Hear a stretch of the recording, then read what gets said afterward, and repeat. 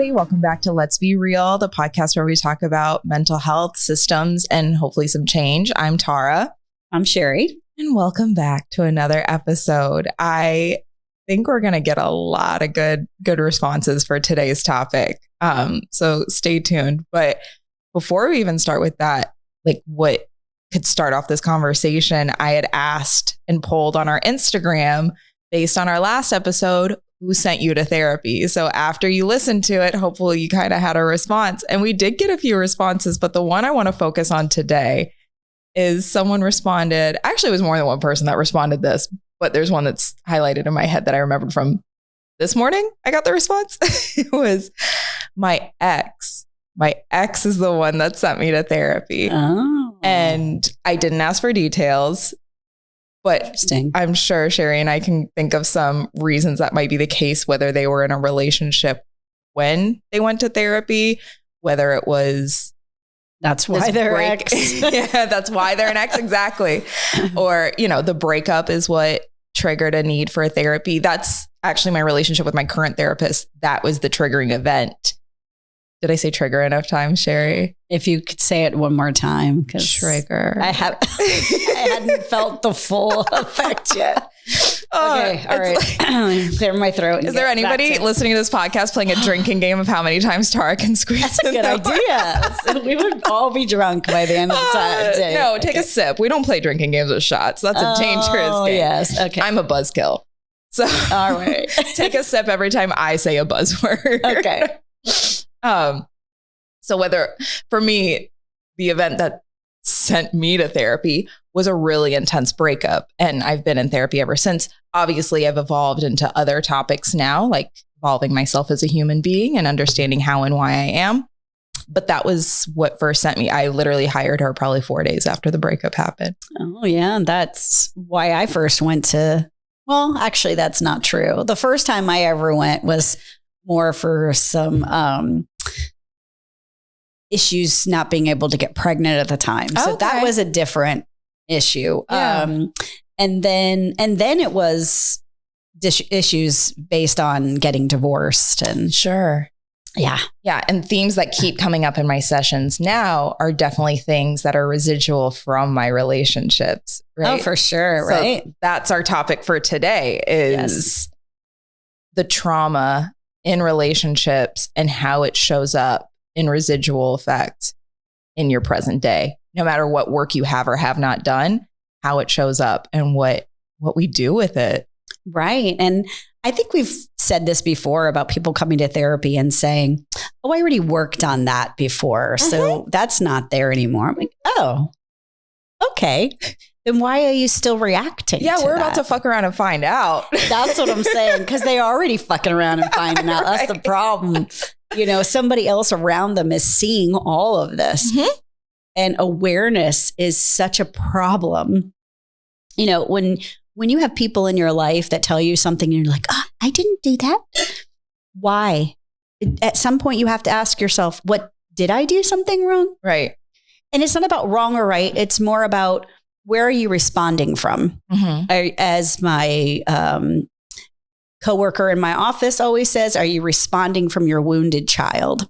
Yeah. Are you responding from that part of you that doesn't know how to be flexible? Yes. That part that feels abandoned, that part that feels the world just didn't give you what you needed. Mm-hmm. And so therefore everyone else has to pay for it. Yeah. Let me say that really loud. Because if you're not going to fix it, somebody else, and then the next somebody else, and the next somebody else is going to have to pay for that behavior that comes from it. Right? Those thoughts that it's okay to manipulate, it's okay to act as a victim, it's okay to do those kind of things. It's not okay. Right? Right. So not saying I'm perfect.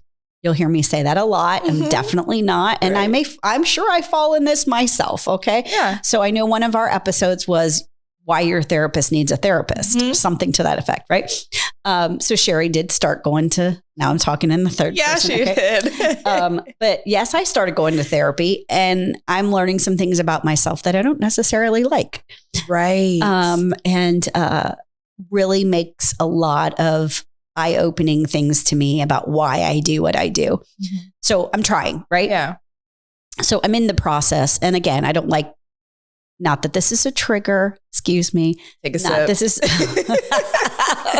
not that this is a buzzword, but the word trying, and even though I just started to say, like, we have this thing in our house, or we always say, do or do not, there is no try, like Yoda. Yeah. Okay. So it's either you do it or you don't. So, right. I'm in the dance right now of working on it. So, I've never been fond of ultimatums to go to therapy. Right. But when you're in a spot, like, let's say that person that said their ex sent them, whether the ex was the girlfriend or the wife at the time that said it, mm-hmm. and he's just now going, mm-hmm. and now they're not together, and he thought about it. Oh, I should have listened to her. Right. Or as an ex said, you know what?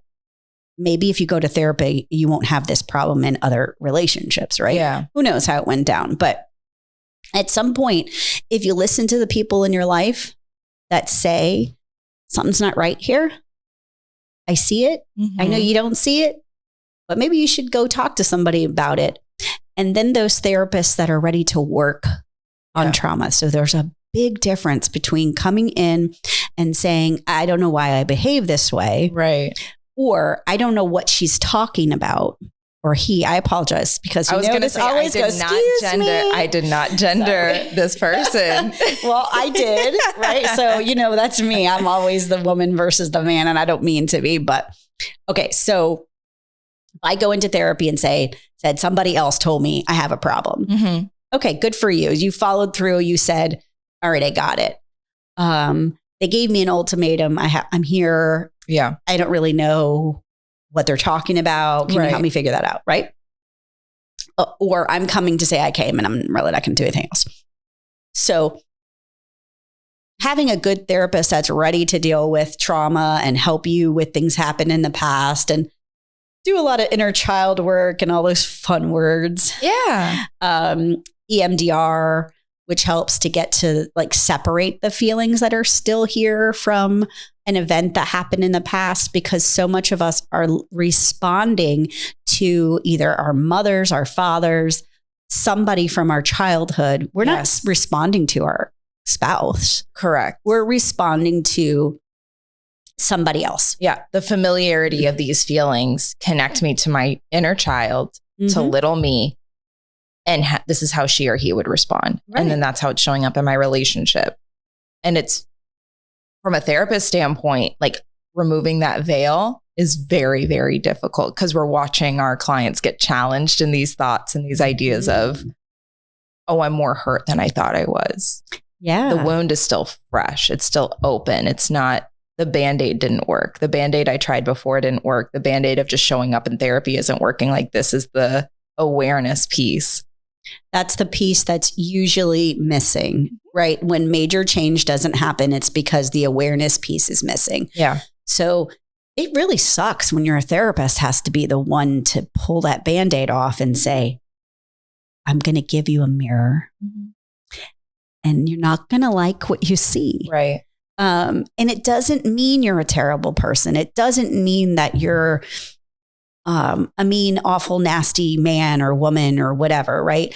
All the terms, the naggy bitch and the asshole husband and all those things. It doesn't mean that those are true. It means that those are the behaviors that person is feeling. So if you have two wounded people, you got a recipe for disaster, right? And so if neither one of them are willing to deal with it, you got a lot of problems going on. So this is not just, I know I'm making this about a couple situation. This is not just that, right? It's relationships in general. Sure. Everything is a relationship. So that could be with, let's say with you and I, if I don't take care of my stuff and I'm a bitch to you every time I come on here, mm-hmm.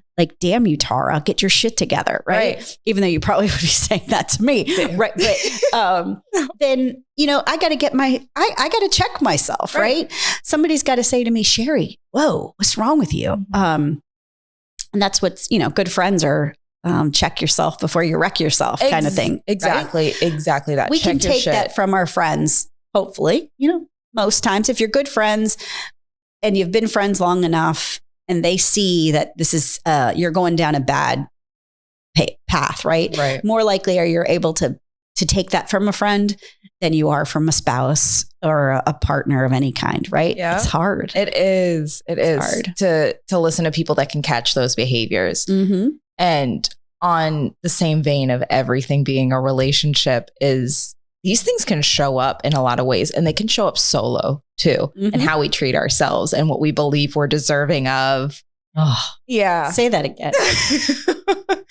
Yeah, we've mentioned this before. It's treating yourself with the same compassion that you offer others, which for a lot of, at least my clients and the people that I have in my circle, it seems easier to give up a little of ourselves to show up for somebody else.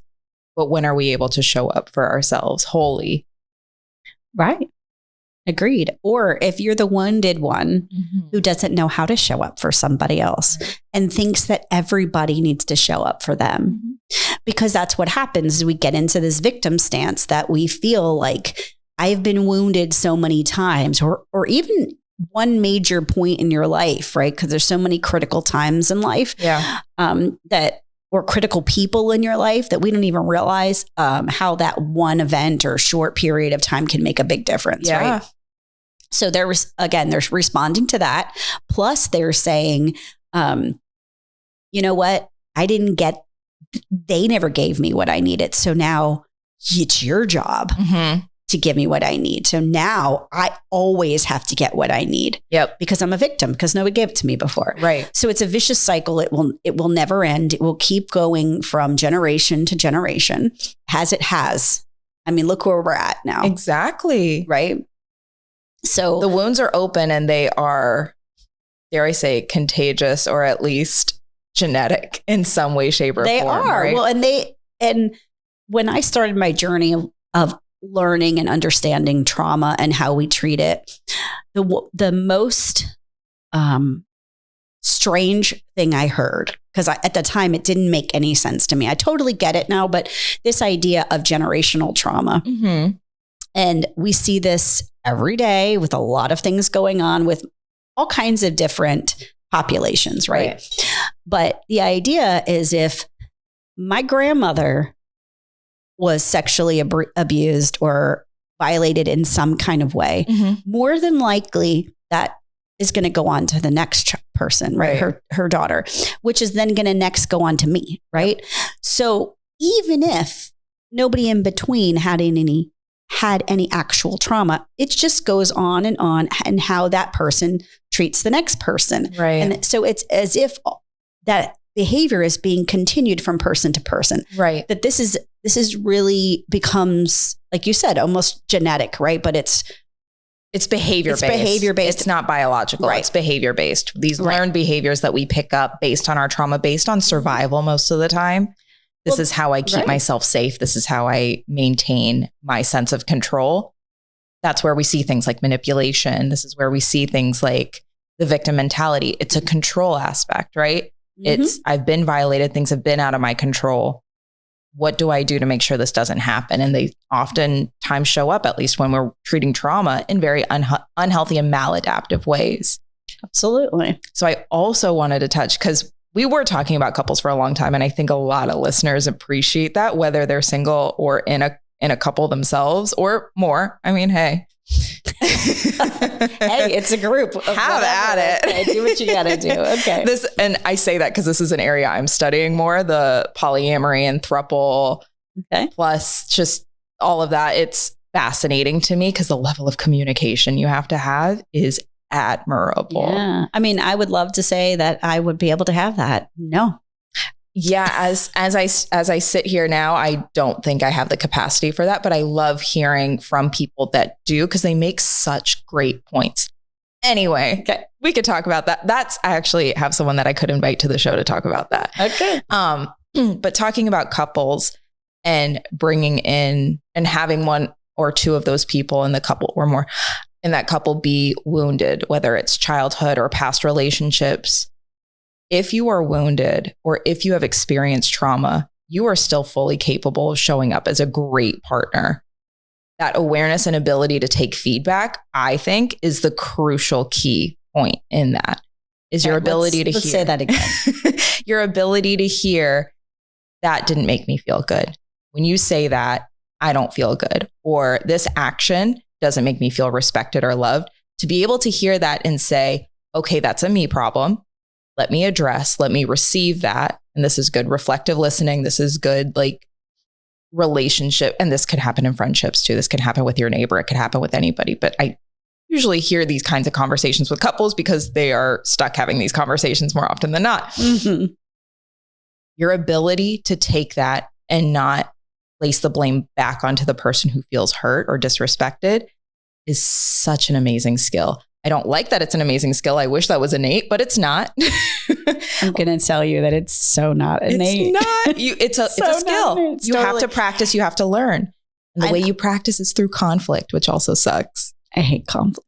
Me too. Right. So this is why we're having this discussion, right? So it's not just a matter of, we want to say that we're perfect in how we handle relationships or anything. Like in that sense, we're not experts of our own doing, right? Of what we actually do and we practice, right? Because life is hard. And, if you come from an idea of a wounded heart by people speaking to you a certain way when you're a child, and when somebody in your adult life speaks to you the same way or something that brings that back up, you go right back to being 5. Yeah. Or whatever age, right? And so you're responding in that capacity. You're responding, like for me, I turn into the brat, right? Like I turn into, you're not going to tell me what to do, right? So it's that you have to figure out what is it you're responding to, right? And again, when you're both responding to your own things, and we're never, at that point, you're no longer actually talking to each other. Right. You're talking to each other's wounds. Yeah. And you're talking to each other's people that messed them up. Yep. Right. Yep. And we're playing the long blame game. Oh, right? It's not me. Ending. It's right. So that skill of being able to say, what responsibility can I take? Am I willing to take? If I'm not able to take responsibility, can I communicate that? Yeah. Because that can be conflict saving in itself. Is I'm feeling defensive and I'm not sure how to come out of this, but I heard what you said, but I want to argue with it. Oh, if you can master that when you're like in conflict, you're doing really good. Right. You have to get out of that part of your brain, right? You have to be able to say, hey, time out. Let me walk away. Exactly. Let me walk away. Right. Now with trauma responses, that doesn't always feel even attainable to take a pause. You go straight to 5-year-olds don't know how to take breaks until it's a punishment. Right. I said, get to your room now. Right. Yeah, but no, they have, but it's not fair, but justice, but this, but that. And so if 5-year-old you is screaming for attention and support, you may not have that ability to take that moment and step out of it. And so that's something where definitely, if you're working with your own personal trauma and you're finding that you have an inability, that's definitely for therapy. That's for EMDR. That's definitely, you want to get that into the hands of a professional. Whereas some of us have trauma where we're able to practice and receive, and good for y'all. I'm not one of those people. I need someone keeping me accountable for my actions. Right. I'm not self-aware enough yet for that. Agreed. And another hard part is when you are self-aware and you can't do anything about it, or you feel trapped in it, right? That's kind of myself, right? I'm pretty self-aware, but I get caught up in it. And then words come out that you're like, oh, that was not okay. But I can't shut it up. It's going, right? Well, you can't unsay anything either, right? You can't undo anything. Can't undo it, right? So one of the things, so we have unresolved trauma that comes out in behavior that, if you're someone who is able to work through those things on your own and they're not something major. Okay. And even sometimes when we talk about major, that's relative, right? That's relative. It's subjective. Thank you. It's personal. So, but the idea that PTSD is when we start to get to the point where now these are where real words like trigger come in, right? Take a sip. Take a sip, right? Sorry. And that's okay. I said it. So I'm gonna drop that joke later. We're gonna write it out for today. Okay. How many people, and maybe we can see how many people can say the number of how many times that word was said today. Trigger. We're gonna have a ticker at the top. Yeah, I think that's a good idea. Okay. So PTSD is when now everything in your life has to do with that event. You cannot get out of it. You are literally stuck as a 5-year-old in your everyday, right? This is not just the 5-year-old comes out with conflict. This is the 5-year-old is the one running the show. Yeah. Right. You're living at a low buzz, actually a high buzz of anxiety in that fight or flight mode, and everything is out there. I got to watch for it. I got to watch for it. I'm scared. I'm worried. Yeah. There's no one here to protect me. Yeah. And so those around you that are trying to be that support or trying to protect you, you don't recognize them as safe. Yeah. It's still stranger danger in your mind. And I don't know how to handle that. So that's why things like EMDR are so super important to be able to get you out of that. Like, I have watched some major transitions from people who, really were able to see, wow, I brought that intensity down. That like at the beginning, we start out at a level of 8 or 9 out of 0 to 10, right? Yeah. Where 10 is the most disturbing it could be, right? And so if you're at a level 8 and you're sitting in my office, it's pretty intense for you, right? For sure. But if you're able to, at least for that one piece of what we're talking about, get down to a 0 by the time we're done, wow. Super powerful, right? It is. And so, or even being able to provide resources, meaning who's a person in your life that was safe, or is the person you would like to be like? Yeah. Have you ever had a role model in your life that you would like to be like? What does it feel like to be nurtured? Is there anything in your life that you think it might be like? Right? Absolutely. So trying to put those in place, that's what we're doing in trauma work, is trying to replace those things and put in that you didn't have. Yeah, exactly. I've heard EMDR. Oh, I'm not an EMDR practitioner. It's not something I'm certified or trained in. But I have heard an oversimplified way to describe it, because it's very hard to describe. Yes. Is a system that kind of resets your fight or flight. Yes. Or realigns it, not resets it, but realigns it, because we need fight or flight. Keeps us alive. Anxiety does keep us alive and functional. Absolutely. That's our activation when things go not great. But when everything is going not great and everything is heightening your response, it sounds like, from what I understand, because I have not been on my own EMDR journey yet, it sounds like that's what it does. It realigns how and when you feel in danger. Right. Absolutely. Well, and if you think about it, like when I learned in training about it, the idea was we all understand what REM sleep is, right? And so your eyes move back and forth when you're sleeping, if you're actually in that repair part of sleep, right? That's when your repair happens. That's when that's where the saying came, let's sleep on it tonight. And in the morning we'll feel better about it. Yeah, right. It's restorative. It's restorative. Right. So this is the same concept, is that a lot of people who have PTSD or a heightened awareness of everything around them. And I don't mean paranoia, but more of like heightened awareness, so that I have to be on guard all the time. They have hard time sleeping. So when I was saying about when one of our other shows that I have a huge portion of my population that doesn't sleep well, right? Unless they're on major medication, right? So if I can't sleep and I don't get into REM sleep, I'm not repairing my day. Correct. I'm not repairing my day, or my trauma, or the words somebody said to me are still stuck there. And they can't, it's like a magnet. It just keeps, it's like the next thing up, here we go. It's like, it just doesn't stop. So ultimately, if you are able to do this and get through that repair, that's what's going to help turn the magnet off. Yeah, absolutely. And I took a course at Florida Atlantic University under a professor who did like a lot of sleep study work. Mm-hmm. And it wasn't just like the overnight.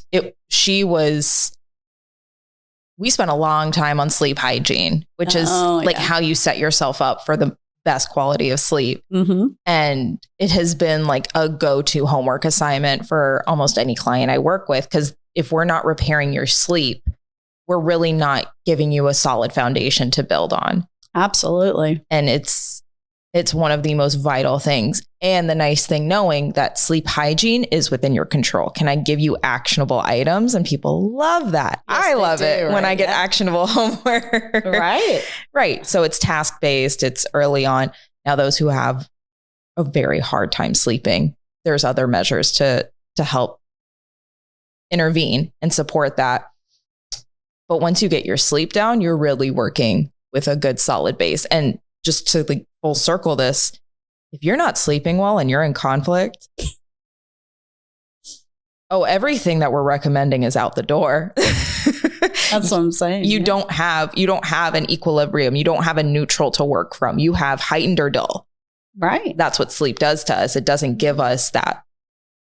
Sleep gives us all of the strength and power that we need to function mentally. And I'm not just talking about mental health. I'm talking about cognition, thinking, planning, all of that stuff. Right. And if all of those are off, ultimately your mental health is going to be off. Correct. Right? If I can't function because I'm having brain fog, or I don't even know which direction I need to go. I'm so tired. By the end of the day, I'm going to start cussing at myself. I'm going to start like having some really negative thoughts. I'm going to start saying, what is wrong with me? Right. And there's days where you're like, I don't even remember what word I was trying to say. I don't know who I am. Right. I don't know where I am going.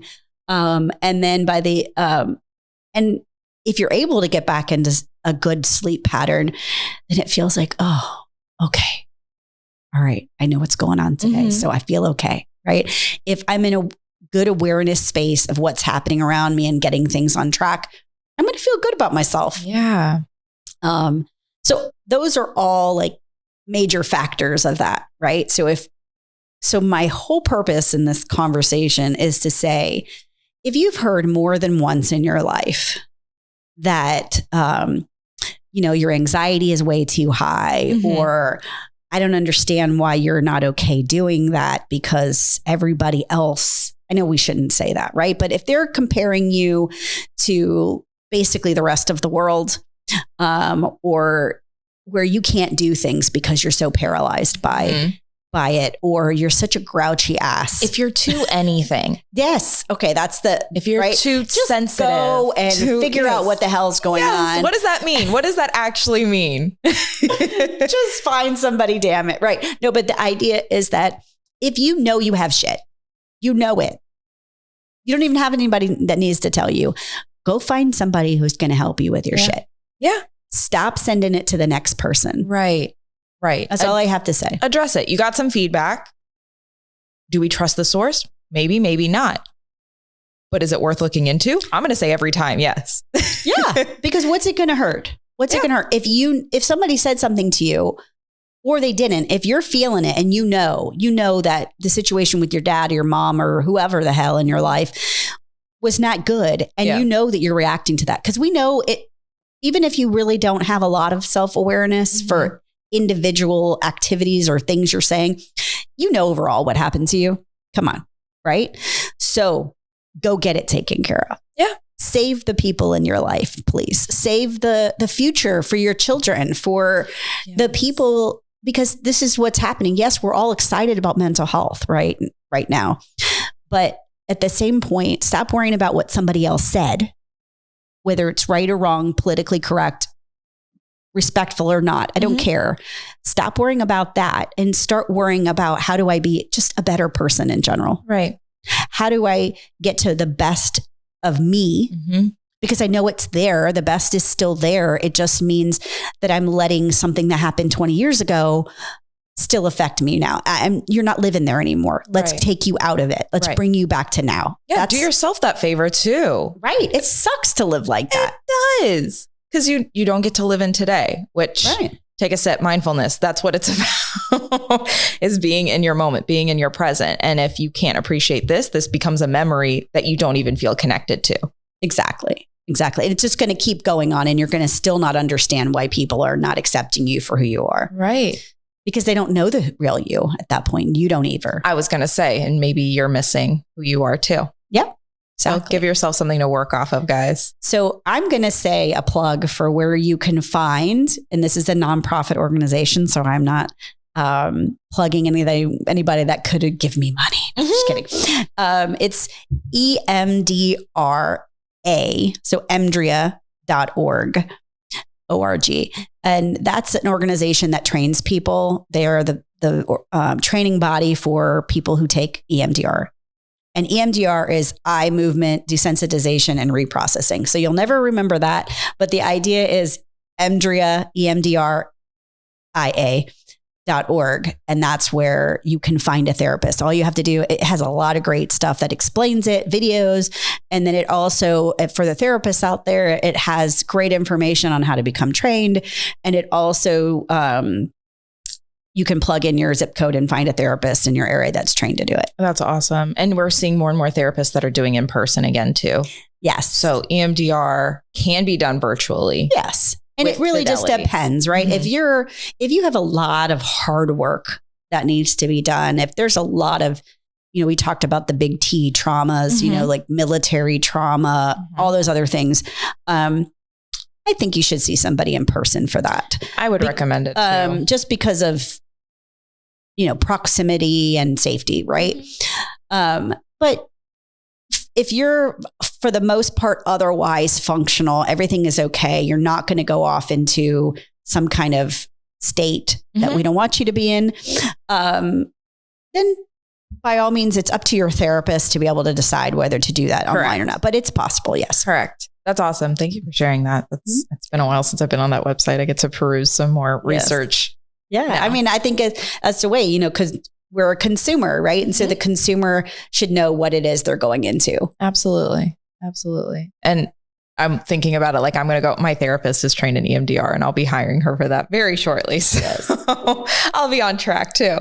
But thanks again for listening, everybody. This was something that I know people have been asking for more relationship content. And I don't think Sheri and I will really be the ones to talk about just romantic relationships, but when it comes to the family stuff, the friendship stuff, like all the relationships in our lives that make us the social beings we are, we love talking about that. So hopefully this fulfilled a little bit of what you guys were looking for. But as always, we want recommendations, we want feedback, we want content. So email us, let's be real with Sheri and Tara @gmail.com. All of our socials, YouTube, Facebook, Instagram, TikTok Let's Be Real, Sheri and Tara.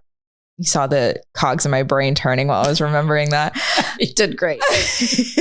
But DMs are open, inbox is open. We look forward to seeing and hearing from you guys there. In the meantime, we'll see you next time. Bye. Bye.